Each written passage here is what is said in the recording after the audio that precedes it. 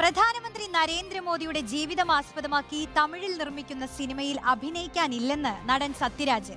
മോദിയുടെ വേഷം ചെയ്യുന്നത് സത്യരാജ് ആണെന്ന വാർത്ത പുറത്തു വന്നതിന് പിന്നാലെയാണ് താരത്തിന്റെ പ്രതികരണം. ഈ വാർത്തയുടെ കൂടുതൽ വിവരങ്ങൾ നൽകുന്ന ഷബാസാണ്. ഷബാസെ, ഒരു മോദി പ്രഭാവം അത്രത്തോളം ഒന്നും ഇല്ലാത്ത, അല്ലെ, ഈ കേന്ദ്ര നടപടികൾക്കെതിരെ ആഞ്ഞടിച്ചുകൊണ്ടിരിക്കുന്ന ഒരു സംസ്ഥാനമാണ് ഈ തമിഴ്നാട്.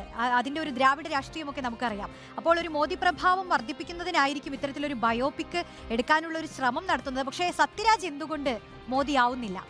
അത് തന്നെയാണ് മോദിയുടെയും പ്രധാനമന്ത്രി നരേന്ദ്രമോദിയുടെയും BJP-യുടെ ഒക്കെ ഒരു പ്രതിച്ഛായ വർദ്ധിപ്പിക്കുക എന്നുള്ള ലക്ഷ്യത്തോടെയാണ് മോദിയുടെ ബയോപിക് തമിഴിൽ എടുക്കാൻ ഒരുങ്ങുന്നത്.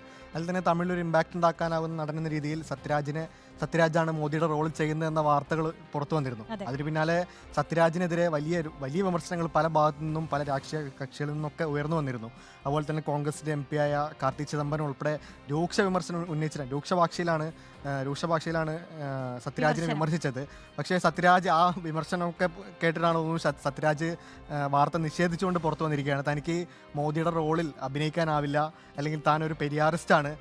2007 സത്യരാജ് പെരിയാറിൻ്റെ ബയോപിക്കിൽ അഭിനയിച്ചിട്ടുണ്ട്. അതുകൊണ്ട് താനൊരു പെരിയാറിസ്റ്റാണ്, തനിക്ക് മോദിയുടെ റോൾ ചെയ്യാനാവില്ല, ആ വാർത്ത സത്യമല്ല എന്നടുത്ത് നിഷേധിച്ചുകൊണ്ട് പുറത്തു വന്നിരുന്നു. അതിന് പിന്നാലെ BJP-യും രംഗത്തെത്തിയിരുന്നു. പെരിയാറിസ്റ്റായ സത്യരാജിനെ കൊണ്ട് മോദിയുടെ വേഷം ചെയ്യിപ്പിക്കരുതെന്ന് BJP രംഗത്തെത്തിയിരുന്നു. എന്തായാലും ദ്രാവിഡ രാഷ്ട്രീയം എന്ന് പറയുന്നത് BJP എപ്പോഴും പടിയടച്ച് പുറത്തു നിർത്തുക എന്നുള്ള ഒരു ദ്രാവിഡ രാഷ്ട്രീയത്തിൻ്റെ പ്രഖ്യാപിത നിലപാടിനൊപ്പം തന്നെയാണ് തമിഴ്നാട് ഇപ്പോഴും നിലകൊള്ളുന്നതെന്നുള്ളൊരു വ്യക്തമാക്കുന്നതാണ്. സത്യരാജ് ആ റോളിൽ നിന്ന് ഒരുപക്ഷെ സത്യമായിരിക്കും മുമ്പ് അതിന് കമ്മിറ്റ് ചെയ്തിട്ടുണ്ടോ എന്നുള്ള അറിയില്ല. പക്ഷേ ആ പ്രതിഷേധം പുറത്തു വന്നതോടുകൂടി ആ വാർത്ത നിഷേധിച്ച് പ്രധാനമന്ത്രിയുടെ റോളിൽ അഭിനയിക്കാനില്ല എന്ന് പറഞ്ഞ് അതിന് പിന്മാറുന്നത് എന്തായാലും ആ ദ്രാവിഡ രാഷ്ട്രീയം BJP പടിയടച്ച് പുറത്ത് നിർത്തുകയാണ് ഇപ്പോഴും എന്ന് വ്യക്തമാക്കുന്നത് തന്നെയാണ്.